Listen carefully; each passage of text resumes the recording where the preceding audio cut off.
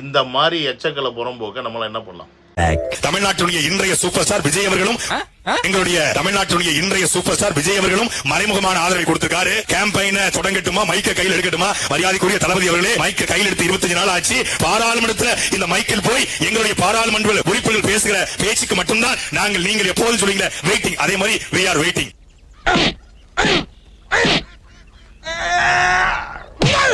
எந்த அளவுக்கு இப்ப பேசினாங்க அப்படின்னு நீங்க பார்த்திருப்பீங்க. அப்ப ஒரு சின்னம் அப்படின்றது எவ்வளவு முக்கியம் வாய்ந்தது அப்படின்றது கட்சியை நடத்தக்கூடிய எல்லாருக்குமே தெரியும். கட்சி சின்னத்தை தேடி போகும்போது, சின்னத்தை கேட்டு போகும்போது, அந்த கட்சியோட சின்னம் நீ சவப்பெட்டி வாங்கு, இல்லை நீ அமர்வுறுதி கேளு, இல்லை சங்கு, இல்லை பாடை தான் உனக்கு கரெக்டாக இருக்கும் அப்படின்னு சொன்னேன்னா, போன வருஷம் காலில் விழுந்து நக்கி நம்ம கிட்ட பொழப்பு பிச்சை எடுத்து அந்த மைக் சின்னத்தை ப்ரொமோட் ஆகி அதனால அங்கீகரிக்கப்பட்ட கட்சியான ஈத்தர பையங்க இவங்க.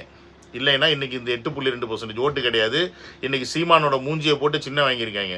அந்த முண்டப்பயலுக்கு ஒரு மயிரும் கிடைச்சிருக்காது. இன்னைக்கு அந்த முண்டப்பையன் மூஞ்சியை போட்டு ஒரு சின்ன வாங்கிறதுக்கு காரணமாக இருந்ததே தளபதி அவர்கள் தான்.